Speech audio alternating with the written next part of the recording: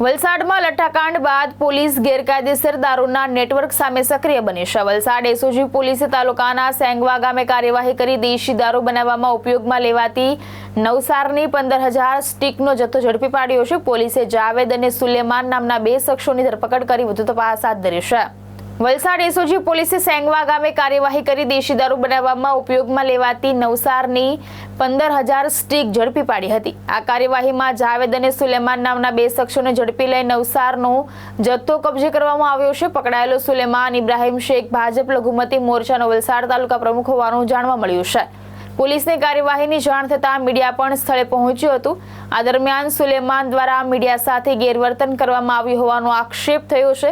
હાલ પોલીસે બંને આરોપીઓની ધરપકડ કરી નવસારનો જથ્થો ક્યાંથી લાવવામાં આવ્યો હતો અને તેનો ઉપયોગ ક્યાં કરવામાં આવ્યો હતો તે અંગે વધુ તપાસ હાથ ધરવામાં આવી છે। જયદીપ પટેલ, દ્રષ્ટિકોણ ન્યૂઝ, વલસાડ।